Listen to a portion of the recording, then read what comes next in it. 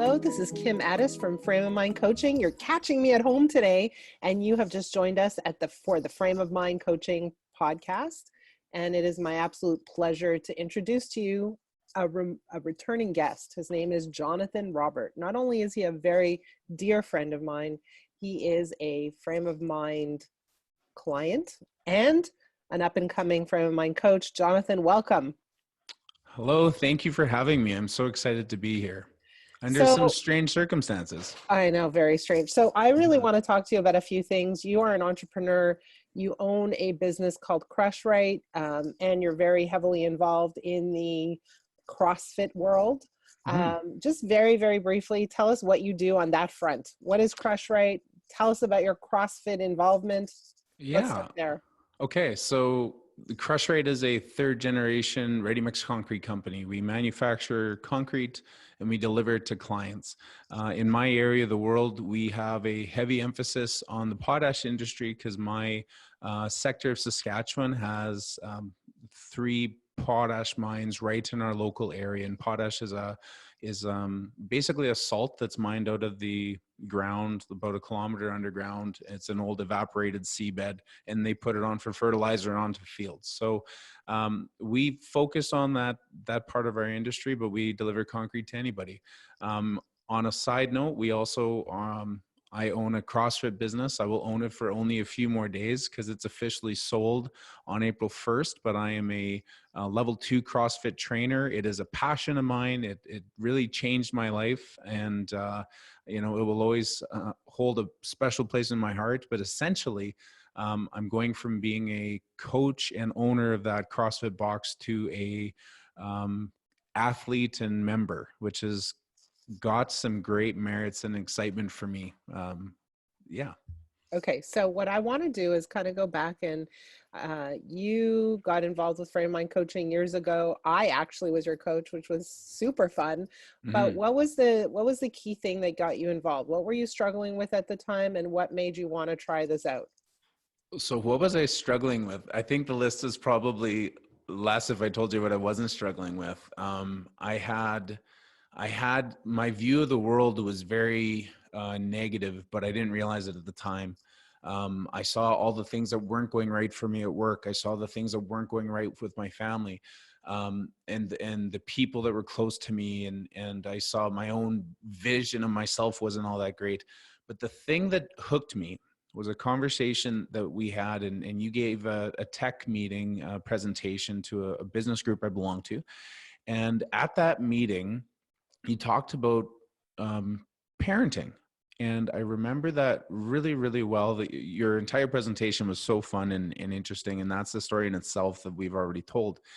But I remember you saying that parenting is the best gift that you can ever give to someone is the gift to be able to parent your children better and properly. And it's the best investment you can ever make.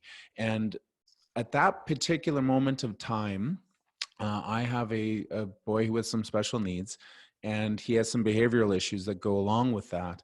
And I didn't know how to go from point A to point B. I was really struggling. I grew up in a house with a heavy hand, and, you will do as I say because I'm your father and I said so.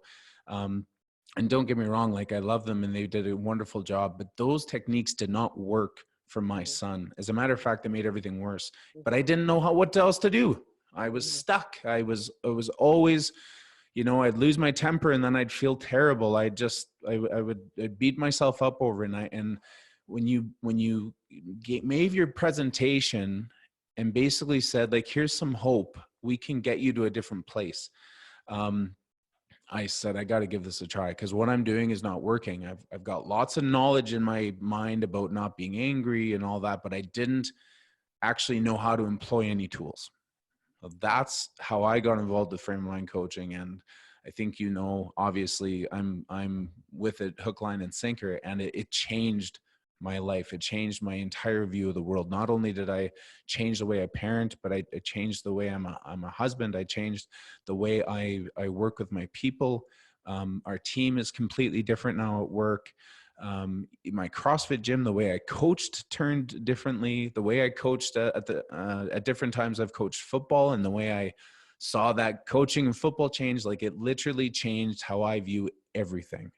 So I want to, and I want to jump in a little bit in a few minutes, a little bit more to the parenting aspect. But before we do, I just want to kind of really look at leadership in this day and age. Like we're Mhm. all housebound.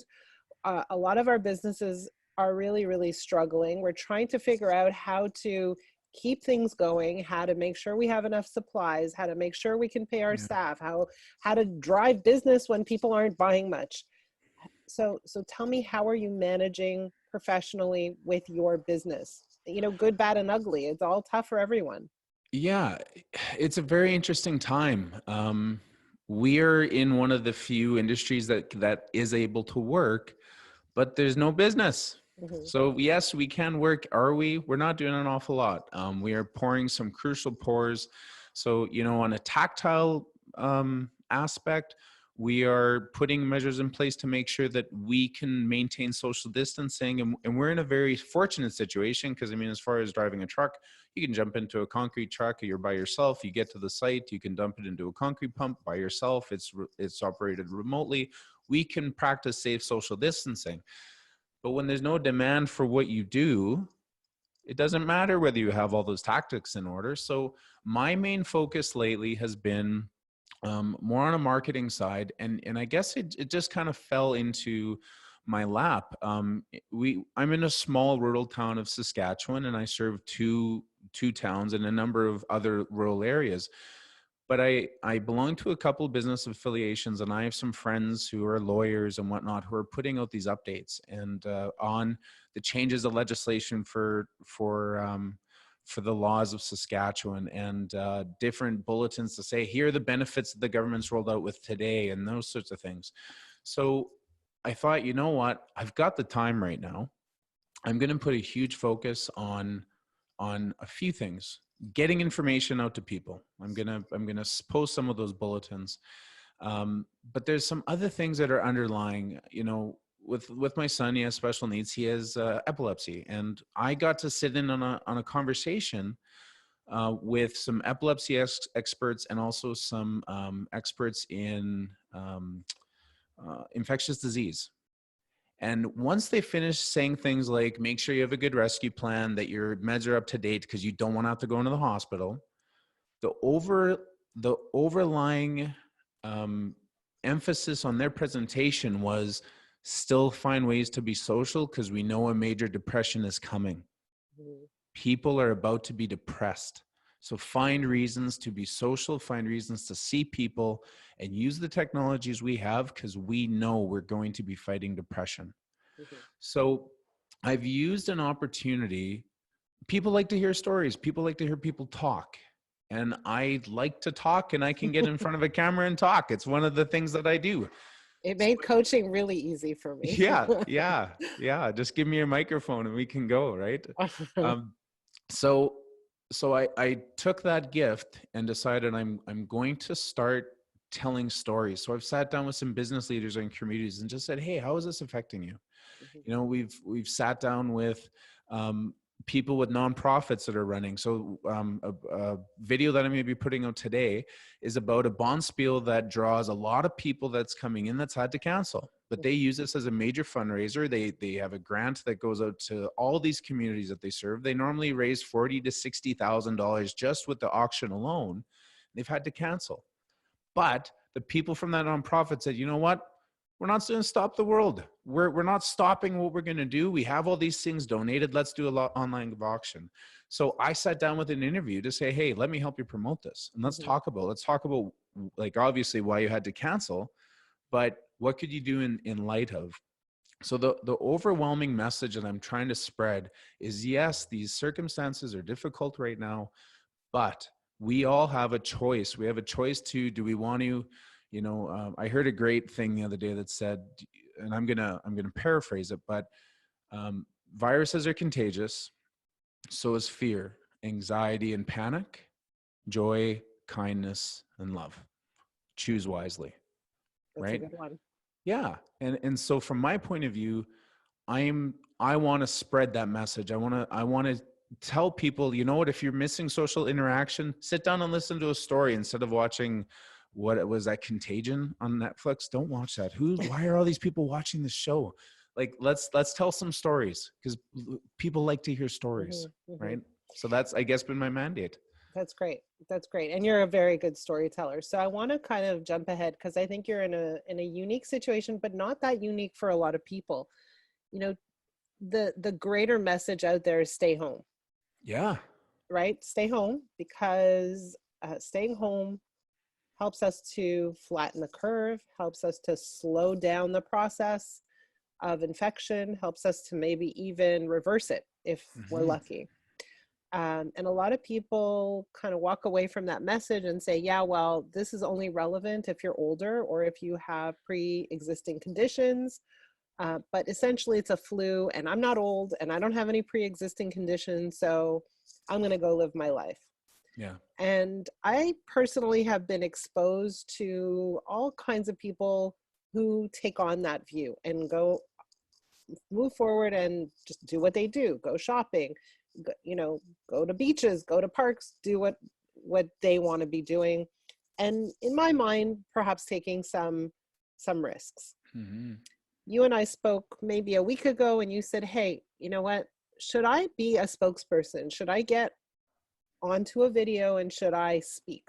Should I talk to my community? Should I be telling people to stay home? And, my feeling was twofold. And again, it's just my opinion. There are lots of voices out there giving a lot of instruction.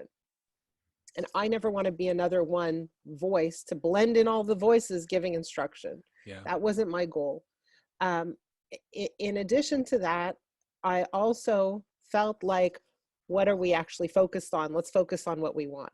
However, you shared an opinion or an experience that I think is really, really important, and how this affects you and your family personally. And so if you don't mind, like, what is the implication of all this on your family, on your son? Yeah. And it's so interesting you brought that up, because that's actually what kind of kickstarted this whole initiative to say, hey, I'm going to tell stories and get in front of the camera a little more. Because to be totally transparent, and I've said this in a lot of cases lately, but I make concrete for a living. I am not a medical expert. I don't have an MD. I don't have any credentials to show you. And as a matter of fact, the only credential I have is I'm a CPA. That's not that helpful in this scenario.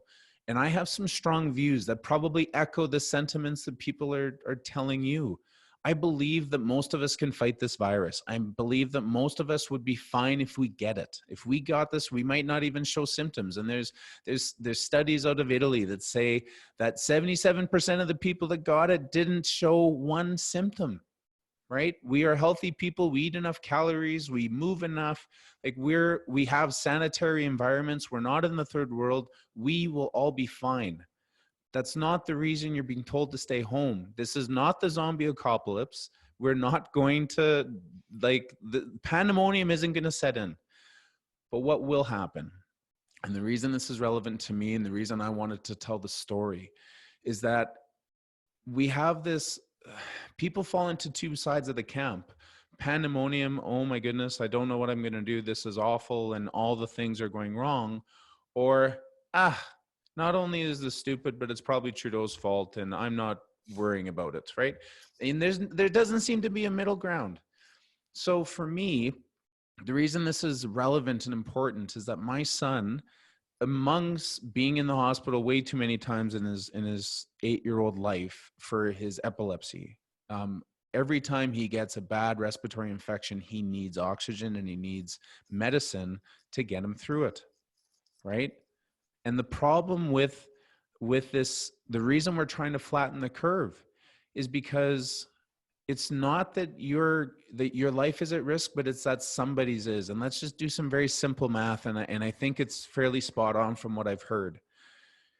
If 10% of the people in Canada get the virus, 10% of those people might need medical intervention, right? And 10% of those people are the amount of beds that we have, right? So we have 35 million people. 3.5 million people in blanketed, and I think that number's higher. And 1% of our population is slated to need medical intervention and potentially pass away from this pandemic. And we only have 35,000 beds. We only have 2.5 beds in Canada per 1,000 people, right? We don't have enough beds. We don't have enough interventions. We don't have enough respirators. And what is a respirating machine? It is something that breathes for you when you can't, right? So why have I chosen self-isolation? It's not because I feel like I need to for my own self, but because my son can't afford to get this virus and then have to go into the hospital and make a doctor choose to take a ventilator or a respirator off of a 75-year-old person and give it to my son. Right? That's what's happening in Italy. People are dying because the doctor had to choose the young person over the old person. And that I can't imagine putting myself in that scenario. Right? So the reason we have to social distance is not because we might all pass away. It's because we don't want our doctors and nurses choosing who's going to live and who's going to die. Well, and we also want to make sure as many people as possible get services when they need it. Exactly. We have the technology to fight this. Yeah. And so for me, this is a very real story. It's not, a story that's hard for us to understand. It's not about the data. It's not about politics. It's not about who's right and who's wrong. No. But there are very real people with very real situations who don't appear to be at risk, but who can very well be. The front line of that risk. Yeah. So, I'm really happy that you shared this with us. And if you don't mind going back, so we're in the thick of it, how are you keeping your frame of mind in place? How are you staying sane? So I am journaling a lot, and I go through points in my life that I journal, and then I go through points that I don't. I follow a diary now, and I often journal in there. But when I say I'm journaling, I'm using the frame of mind platform, and you've seen my journals. I can journal a lot, and I'll tell you, I really believe that something in the universe, call it Jesus, call it God, call it the universe giving me what I need. It's just so happens that I said, you know what, I think I need to shake the rust off of these chains, 4 weeks before any of this even came to light. And there's no doubt in my mind that this is something I needed. So how am I staying sane? I'm journaling like there's no tomorrow.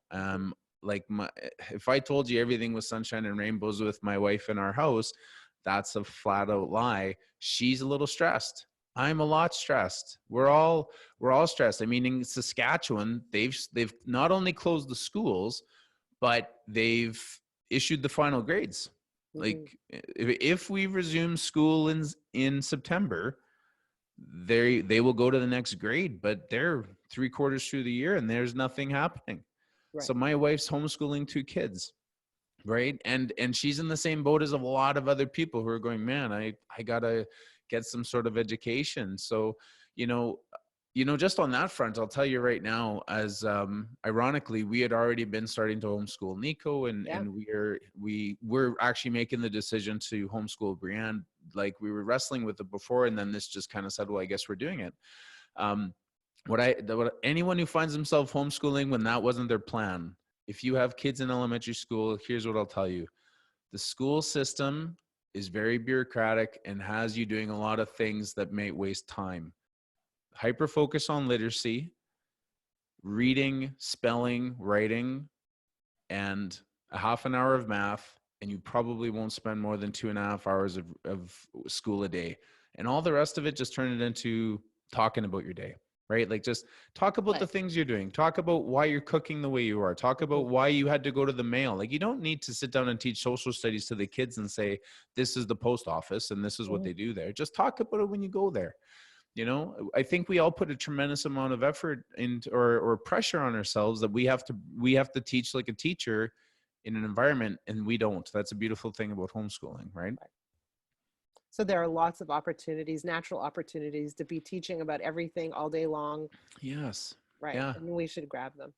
Oh, absolutely. Yeah, like what a wonderful opportunity to sit down. We've made more cookies in the last few days than we have probably ever because we're teaching the kids to cook. Right. Nico loves pickles and cheese sandwiches. So guess what? He's learning to slice his own pickles and he's learning to slice his own cheese. And the most important rule about slicing cheese that he's learned is that if you've got need 2 slices of cheese, you always slice 3 because dad always needs a piece. There you go. That is the most important rule about slicing pickles and cheese. That's good parenting and teaching, I would say. That's that's how I feel about it too. You mentioned the Frame of Mind coaching journaling community, and I Hmm. want to invite everybody to join us. A lot of people are on there, they're journaling. There's a lot of strong emotions, strong feelings, strong thought. Is not a social media platform. It's a safe place to journal your true deep feelings in a community of people who catch you safely. Hmm. So come to frameofmindcoaching.com. It's absolutely free. Come and journal with the community. There are lots of people on the other end who will be reading and responding if you wish. It's Hmm. completely your choice, but it's a magical place. Please join us. Jonathan, I wish you and your family the best. Lots of health, lots of safety, lots of cookies. Thank Yeah, you. Thank you for thank you. spending this time with us and sharing your stories. And until we hear more from you, I'm sure. Hmm. Thank you. This has been just a wonderful time. See you later.